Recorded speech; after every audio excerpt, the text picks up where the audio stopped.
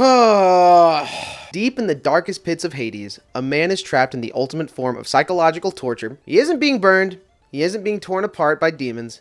His punishment is much simpler. An eternity of useless, unending labor. Yes, just like you, dear viewer, he is suffering the most imaginable hell on earth, wasting his life away at a dead-end job. But before he became the face of eternal suffering, our protagonist was the king of Conrith, and more importantly, he was the greatest con artist of the ancient world.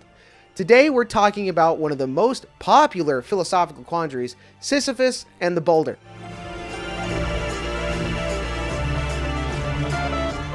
But before Sisyphus was damned to eternal work, he was a person. Son of Aelios and the founder of Conrith, Sisyphus was a brilliant but ruthless leader.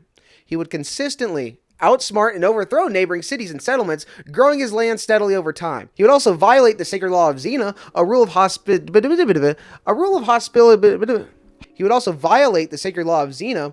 hospitality created by Zeus, by robbing and murdering travelers who came into his palace.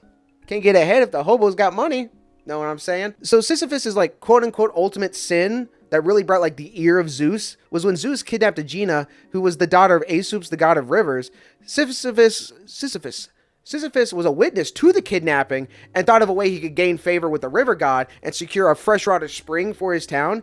He sought out Aesopus and ratted on Zeus, and Zeus, of course, finds out that he got ratted on, causing Zeus to send the god of peaceful death, Thanatos, on Sisyphus. Really, Thanatos? Thanos? Really? They're copying Marvel now? Fuck ancient Greece, dude. Alright, so when Thanatos came to take Sisyphus down to Hades, he brought a pair of magical, inescapable shackles with him. Because, of course, you would do that. You're fucking taking this guy to the underworld.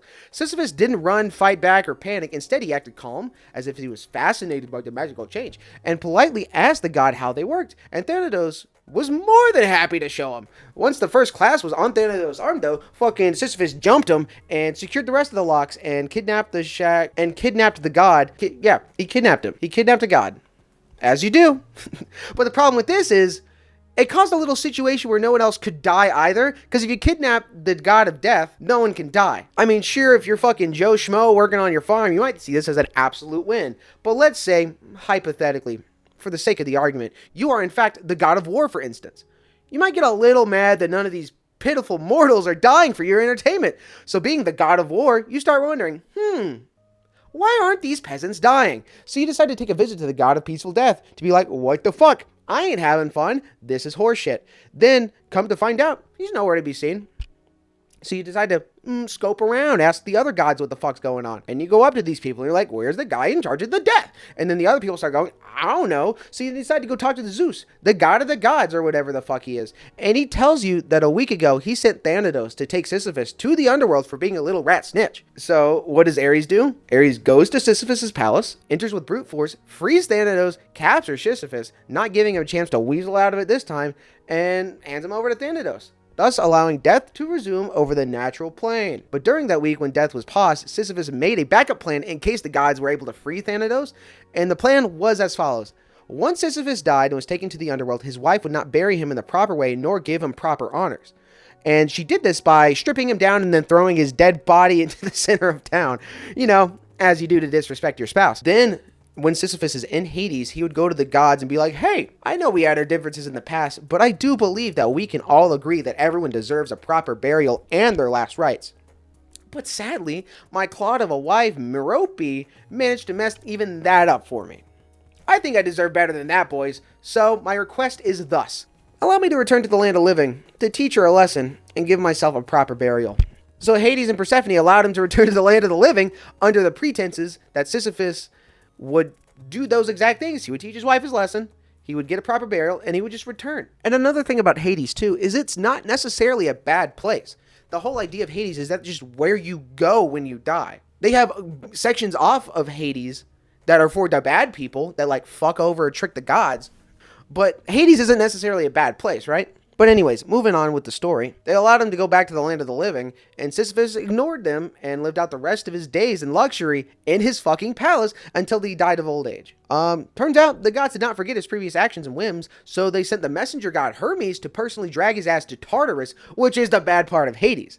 Like, it's literally the hell part. Hades in itself, like I said, is not good or bad. It's just where you go when you die. But this dumbass is going to Tartarus like a dumbass. So, when the gods finally had Sisyphus in Tartarus, and he was trapped for good, they designed a punishment specifically tailored to not only just break his body, but also his mind. For a man whose entire life was defined off his cleverness and ability to scheme, and his arrogance in outsmarting the system, the gods gave him a task that required zero intellect and offered zero reward. He had to push a massive, heavy boulder up a steep hill. The gods also told him that if he could get the stone to the very top of the hill, he would earn his freedom. But the catch is that Zeus had enchanted the boulder. I guess curse would be a better word. He cursed the boulder! And just inches away from the peak, the rock would magically slip out of Sisyphus' grasp, and he'd be forced to watch it roll all the way back to the bottom of the hill. Then he would have to walk back down and start over. And the idea was it would break his body because he's pushing this fucking giant thing up a giant hill, and that's tiring. And you can't outsmart a boulder. It's a boulder. It can't think. So for thousands of years, the ancient Greeks looked at this story and took away a pretty straightforward lesson. Don't mess with the gods.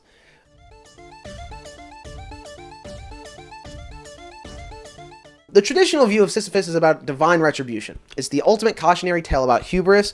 You think you're smarter than the gods? You're not. You think you can cheat death and lock a god in your fucking closet and gaslight the king and queen of the hell? Of the hell? Of the hell? Gaslight the king and queen of hell? Well, congratulations. Enjoy your eternal CrossFit, dipshit. I mean, have you seen those pull-ups they do? It must be exhausting to do something wrong so many times. Anyways, to the ancient Greeks, Sisyphus got exactly what he deserved for letting his ego get way too fucking big. The boulder was just the gods restoring order to him, putting a mortal back in his fucking place. But honestly, these must be shit gods, and multiple of them can be outsmarted by one fucking dude. Fast forward a few thousand years to 1942, a French philosopher named Albert Camus looked at this exact story and decides, I don't like the interpretation. So he writes an essay called The Myth of Sisyphus and introduces an entirely new way to look at our boulder-pushing friend through the lens of externalism and the absurd, right? So Camus argues that the tragedy of Sisyphus isn't the boulder itself. The real tragedy only happens as Sisyphus is unaware of his situation. If Sisyphus doesn't know that what he's doing is futile, he will lose his mind. But if he's desperately hoping the whole time the rock will stay at the top, he is suffering. He's a victim of just false hope. But what if he knows it won't? That's the question that this guy fucking Albert Camus, by the way, Albert poses. What if Sisyphus knew the gods put him into a game he couldn't win? Camus focuses entirely on the walk back down the hill. Sisyphus pushes the rock up, it rolls back down, and for a brief moment his hands are empty. He is free of the burden of pushing the rock.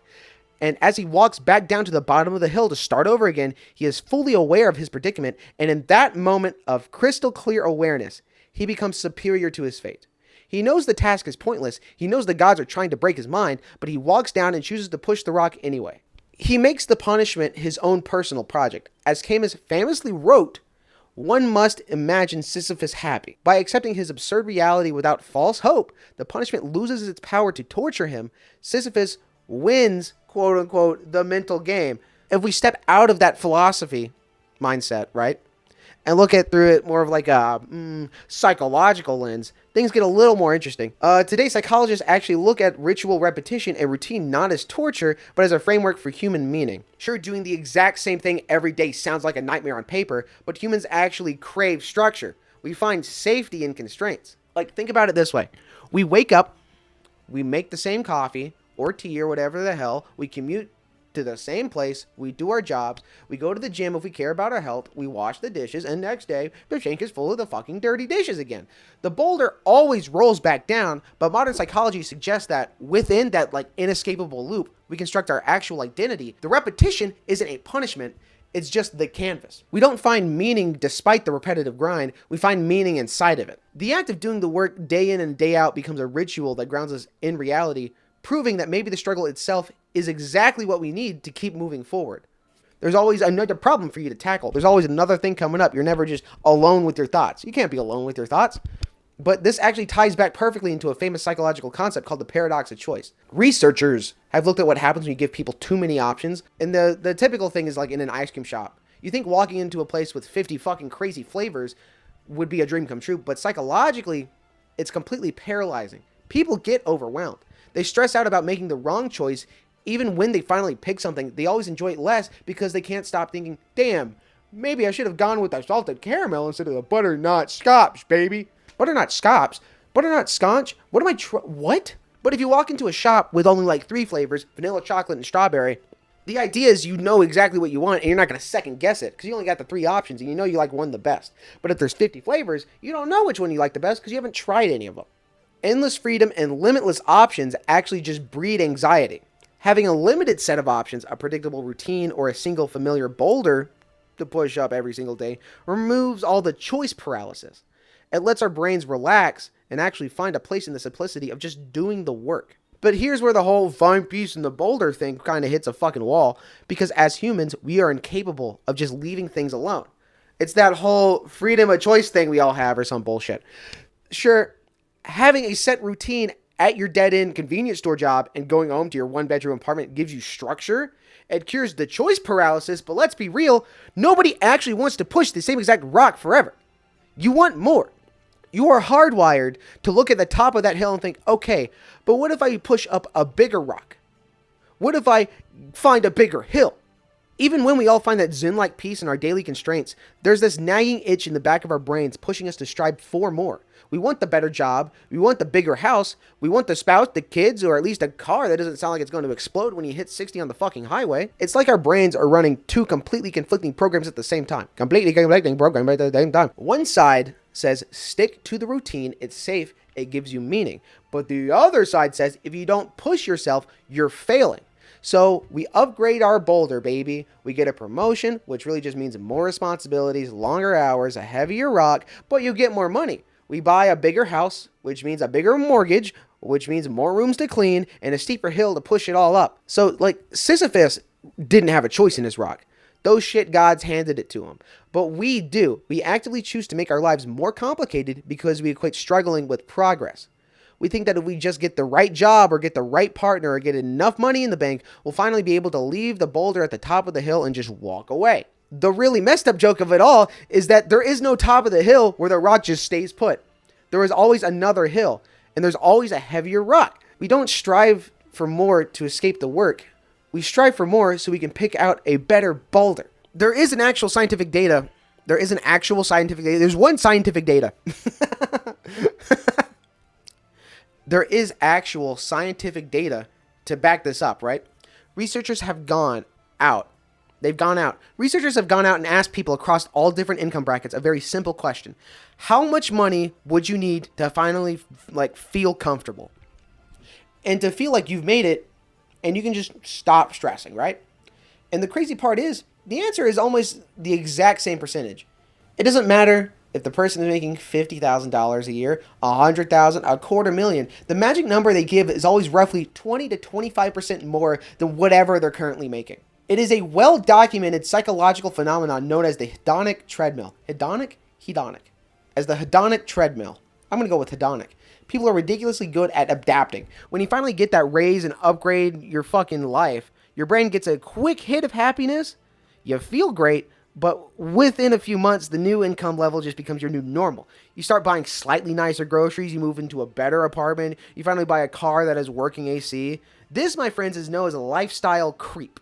You absorb that extra 25% almost invisibly, leaving you feeling just as strapped for cash as you were before the raise. And on top of that, your comparison group changes, right? You get a better job. You aren't comparing yourself to your old broke coworkers anymore. You're comparing yourself to your new peers, to the guy in the office next to you who just bought a fucking boat. Your definition of success resets and the goalpost fucking just moves. We genuinely believe that if we can just push our rock 25% further up the hill, we can finally let go, pound a couple brewskis, and just take a fucking chill pill. But the moment we get there, the hill magically gets a little taller, and we fucking just do this to ourselves. We are constantly chasing a finish line that doesn't exist. So, what's the actual takeaway from all this? If the hill is infinite and the rock is always going to roll back down, the only way to win the game is to stop obsessing over the peak. You have to accept the treadmill. You have to find a rock you actually give a shit about pushing and realize that the push itself is the whole point. Because if you spend your whole life wanting to reach the fucking top, you are going to be fucking miserable. But if you own the struggle, if you accept the absurd reality that there is always going to be another hill, then maybe Camus was right. One must imagine Sisyphus happy. I hope you all enjoyed the video. This has been something I've been working on for a good bit now. I also tried to verbally quote Albert Camus. After graduating high school, like 6 years ago, I am halfway to my bachelor's degree, right? And I'm trying to save money by testing out of classes. I recently learned about how to quote things written and verbally. Like, I remember learning that shit in high school, but I don't remember it. Doesn't matter if I get it wrong. I already passed the test, so I already got those college credits. So anyway, like and subscribe if you want me to talk about more, and I'll see you when I see you. Love you. Bye. Mwah.